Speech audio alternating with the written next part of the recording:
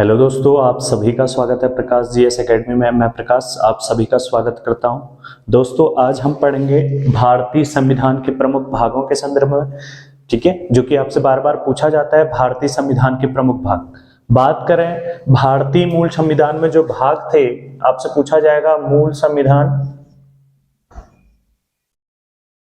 संविधान में जो आपके भाग थे वो 22 थे, लेकिन वर्तमान में आपके कुछ भाग जोड़े गए हैं और वर्तमान में जो आपके भाग हैं, वर्तमान में आपके भाग 25 हैं। ठीक है, तो आपसे पूछा जाएगा मूल संविधान में कितने भाग थे। मूल संविधान में 22 भाग थे और वर्तमान में आपके 25 भाग हैं, लेकिन क्रम के अनुसार वर्तमान में भी आपके 22 ही भाग हैं। उसको आगे हम डिस्कस करेंगे, ध्यान दे लेना।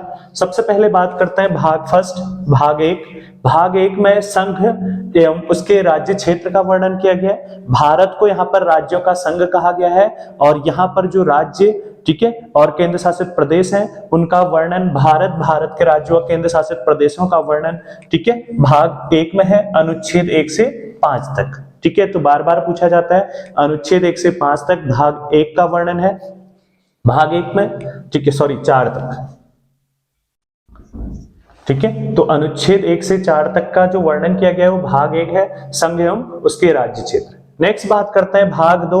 भाग दो में भारत की नागरिकता का वर्णन है। ठीक है, आपको पता है भारत में एकल नागरिकता का प्रावधान है और भारत में जो नागरिकता का प्रावधान लिया गया है, मैंने आपको बताया था कि वो इंग्लैंड, ब्रिटेन से लिया गया है। तो इसका वर्णन आपका अनुच्छेद 5 से 11 तक है और भाग दो में। नेक्स्ट बात करते हैं भाग तीन। भाग तीन में मौलिक अधिकारों का वर्णन किया गया है, अनुच्छेद 12 से 35 तक। ठीक है, मौलिक अधिकारों का वर्णन भाग तीन में किया गया। मैंने आपको बता रखा है जब मौलिक अधिकारों को भारतीय संविधान में, ठीक है, यूएसए से लिया गया है। नेक्स्ट बात करते हैं भाग चार। भाग चार, ध्यान दे लेना, भाग चार में नीति निर्देशक तत्वों का वर्णन है। अनुच्छेद 36 से 51 तक जो वर्णन किया गया है वो नीति निर्देशक तत्वों का वर्णन किया गया है। नीति निर्देशक तत्वों को भारतीय संविधान में आयरलैंड से लिया गया। नेक्स्ट, मैंने आपको बताया कि मूल संविधान में आपके 22 भाग हैं, वर्तमान में आपके 25 भाग हो गए, लेकिन क्रम के अनुसार अभी भी आपके 22 ही हैं।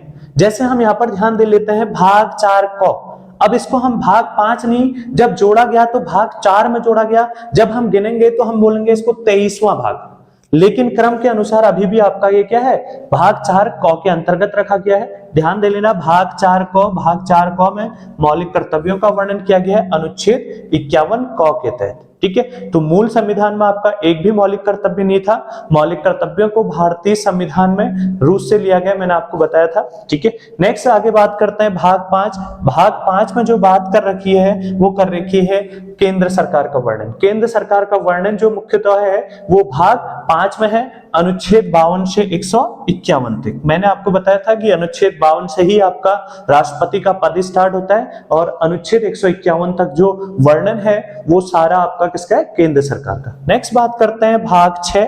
भाग 6 में राज्य सरकार का वर्णन है और अनुच्छेद 152 से 237 तक जो वर्णन किया गया है वो राज्य सरकार का वर्णन किया गया है। नेक्स्ट बात करते हैं भाग 7, मोस्ट इंपोर्टेंट है, आपसे पूछा भी जाएगा।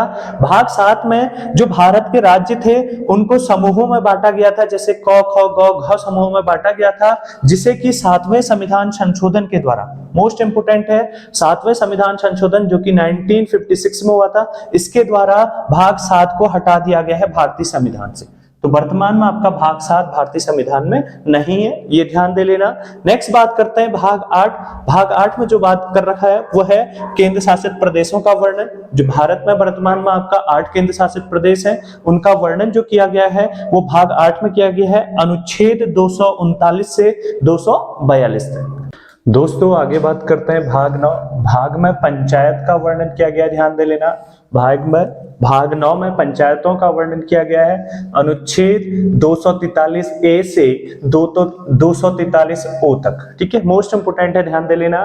भाग 9 में पंचायत का वर्णन है, अनुच्छेद 243 ए से 243 ओ तक। नेक्स्ट बात करते हैं भाग 9 को।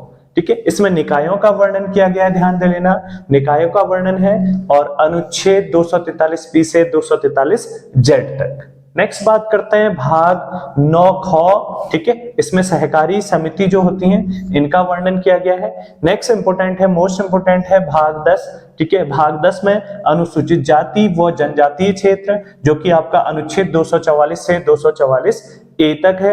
नेक्स्ट बात करते हैं, मोस्ट इंपोर्टेंट है 11वां, बहुत बार आपसे क्वेश्चन पूछा जाता है किस भाग में संघ व राज्य संबंध का वर्णन किया गया है, तो संघ राज्य संबंध का वर्णन जो किया गया है वो अनुच्छेद आपका 245 से 263 तक किया गया है भाग 11 में, ठीक है। संघ राज्य संबंध, भारत और राज्यों के बीच जो संबंध का वर्णन है वो आपका भाग 11 में। भाग 12 वित्त संपत्ति इत्यादि का वर्णन है, जो कि अनुच्छेद आपका 264 से 300 ए है। नेक्स्ट बात करते हैं भाग 13, भाग 13 में है भारत के राज्य क्षेत्र के भीतर व्यापार इत्यादि का वर्णन, ठीक है।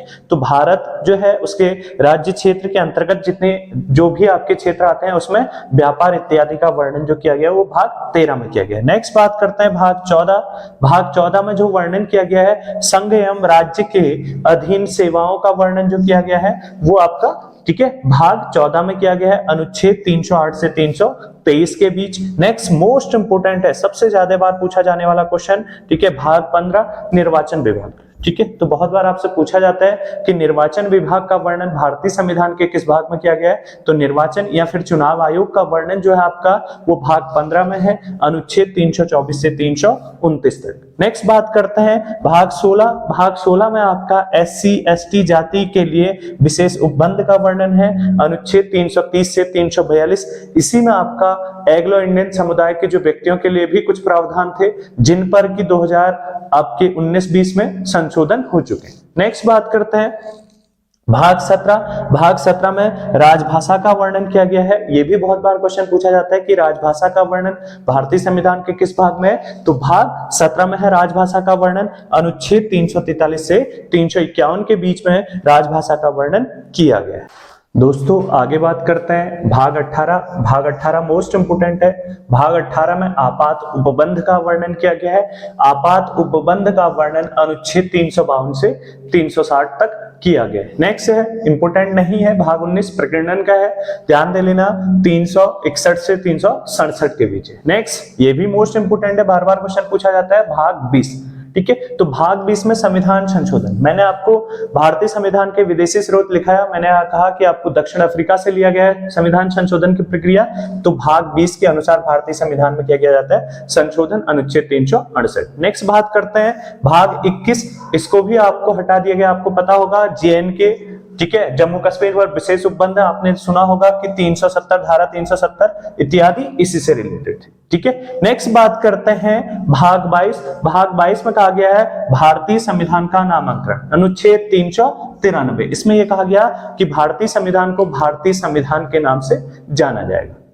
दोस्तों आज का जो टॉपिक था वो भारतीय संविधान के प्रमुख भाग, इन प्रमुख भागों में बात करें तो भाग, ठीक है, 1 से आपका 5 तक बहुत बार क्वेश्चन पूछा जाता है, भाग 15 बहुत बार पूछा जाता है, भाग 17 पूछा जाता है, भाग 18 पूछा जाता है, भाग 20 इत्यादि ये इंपोर्टेंट है, और मैंने जितने भाग थे वो सारे के सारे आपको लिखा दिए।